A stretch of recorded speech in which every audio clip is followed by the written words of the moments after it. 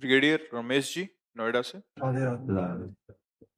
राधे राधे महाराज जी, साष्टांग प्रणाम। महाराज जी, आपकी कृपा से आपका आज्ञाकारी बनने का प्रयास कर रहा हूँ।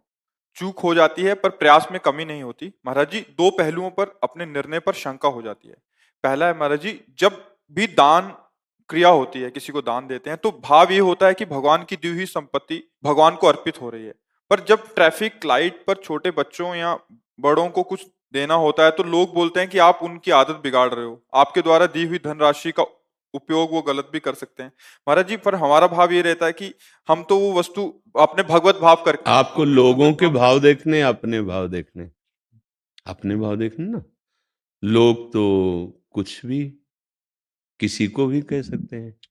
लोगों का निर्णय ठीक थोड़ी होता है। लोगों का दर्शन है अपना अपना, उनका दर्शन है।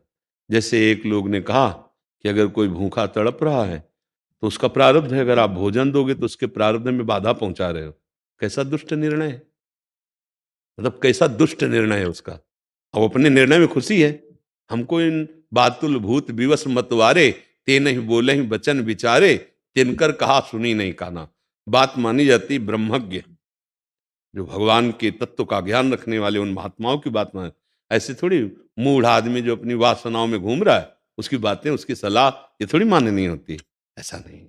कोई भूखा है, प्यासा है, किसी बच्चे की फीस भर दी है, कोई बीमार है उसकी औषधि के लिए पैसा दे दिया। आप सरकारी आदमी रहे, आपको पेंशन मिल रही, आप उसका सदुपयोग कर रहे, आनंदित रहिए, किसी ऐसी बातों में नहीं फंसते। दूसरी बात, महाराज जी, दूसरा पहलू है कि पूजा की सामग्री जैसे फूल वस्त्र आदि का विसर्जन के बारे में है। यमुना मैया और नदियों में निषेध है, इसलिए हम इस सामग्री को सुरक्षित स्थान पर मिट्टी खोदकर छोटे से बहुत सुंदर। हाँ, पर वो ऐसी जगह नहीं कि सबके पैर पड़े। जैसे यमुना जी के ऐसे किनारे पहुंच जाइए और वहीं मान लो आपको जल में नहीं डालना, एक हाथ दूर ऐसे खोद दिया अच्छे से और ऐसे करके ऊपर से यमुना जल छिड़क दिया, प्रणाम। अब जब यमुना जी की बाढ़ आएगी तो सब से हो जाएगा। भाई जी, पार्क में जैसे पार्क होते हैं ना घर के पास, नहीं नहीं, हम पार्कों के लिए नहीं कहेंगे। नहीं नहीं, पार्क कोई सुरक्षित स्थान होते हैं, वहां सब घूमते फिरते हैं ना। तो यमुना का पावन तट है, तो हम यमुना के पावन तट या गंगा के पावन तट या किसी विशाल पवित्र सरोवर के तट पर हम खोद करके और अंदर डाल देते हैं और प्रणाम कर लेते हैं। अब उसके ऊपर कोई चले हमारी बात, हम तो उनको पावन जगह पर पार्क कोई घूमने फिरने का स्थान हो, कोई तीर्थ नहीं है, वो कोई पावन नहीं है। भगवत प्रसादियों को एकत्रित करते रहो और जब कभी वृंदावन आना हो या कहीं भी आना हो, बहुत दूर दूर तक यमुना जी की खाली रेत पड़ी है, दो हाथ रेत ऐसे करी, लकड़ी से ही कर ले और फिर विराजमान करके ऊपर से ऐसे कर ले, बढ़िया रहेगा, ठीक रहेगा ना। हाँ, पार्क है या पीपल के वृक्ष के नीचे ऐसे कहीं पधरा दिए, कुत्ते मूतते हैं या फिर वहां ऐसा, तो हमारे भगवान की प्रसादी उसको सम्मान से रखिए। कोई पवित्र सरोवर है, झील है, नदी है, ऐसे स्थानों का चयन किया जाता है। जैसे कोई खंडित मूर्ति है या कुछ ऐसा ना, तो ऐसे ऐसे किया और अंदर विराजमान करके ऊपर से रस डाल के प्रणाम किया, चल दिए, ऐसे कर देते हैं। हरि की प्राप्ति कब और कैसे होगी? अब कब ये तो हरि जानते हैं, क्योंकि उनको मिलना है, लेकिन कैसे होगी ये हम जानते हैं, गुरु प्रताप से, ये हम जानते हैं। जिसने सर्वतो भावेन, एक भरोसो, एक बल, एक आस, विश्वास, एक राम घन श्याम हित, चातक तुलसीदास। इसका एक भरोसा, एक ही आशा, केवल अब भगवान से मिलना है। एक ही चाह तड़प रही है, कब मैं भर नेत्र इनको देखूं, और इनसे विश्वास है मुझे अवश्य मिलेंगे।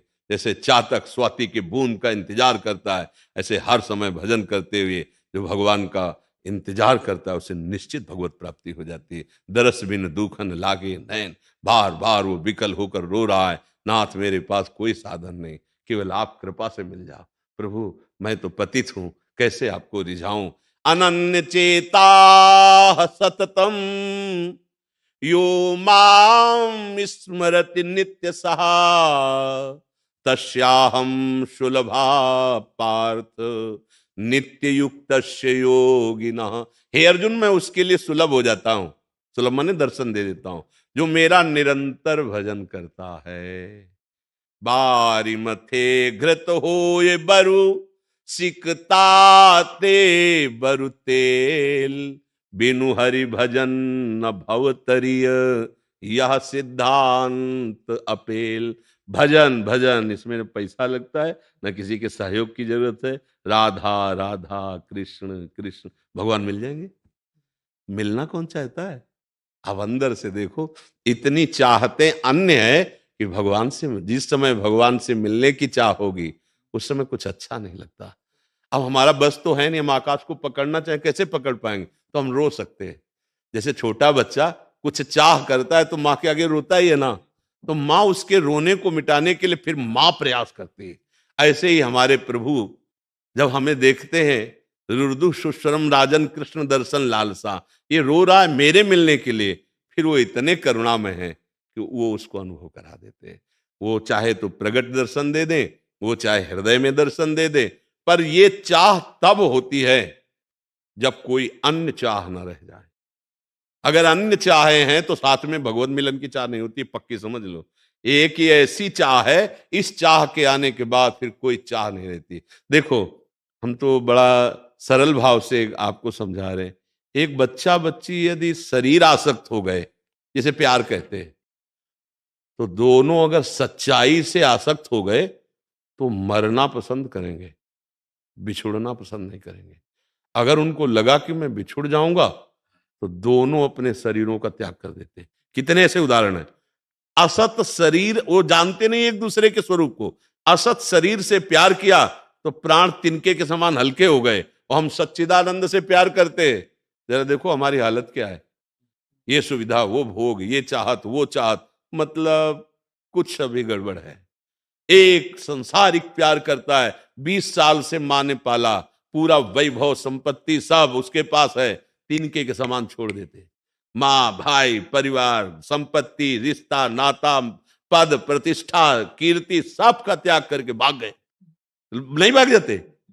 हम प्रभु से प्यार करते हैं, सब बनाए रखना चाहते हैं, परिवार हमारा, संपत्ति हमारी है, तो हमारे प्यार में कुछ अभी गड़बड़ी है, अभी सही कनेक्शन नहीं है। नहीं तो जहां भगवत प्यार उदय होता है, तो देखो लौकिक प्यार, वो किस जाति का है, किस कुल का है, क्या नहीं है, कुछ है कि नहीं है, कुछ मतलब नहीं। ये हमें मार डालेगा कि जिंदा रखेगा, कोई मतलब नहीं। पूरा समर्पण। तो हम लोग आत्मसमर्पण भगवान को कितना करते हैं, ईमानदारी से देख लो। थोड़ा सा प्रतिकूलता, दुख पड़ी तो संशय हो जाता है, भगवान है भी कि नहीं है, हमें प्यार करते हैं भी कि नहीं, पता नहीं हमारा भजन सही है कि नहीं, कितने संशय हो जाते हैं, और वो दोनों छोड़ के निकल पड़ते हैं। हमें कई बार मतलब जैसे चिंतनीय विषय होता है ना कि यार इतना ही प्यार भगवान से हो जाए अगर, तो भगवान मिल जाए। भगवान कैसे मिलते हैं? प्रेम से मिलते हैं।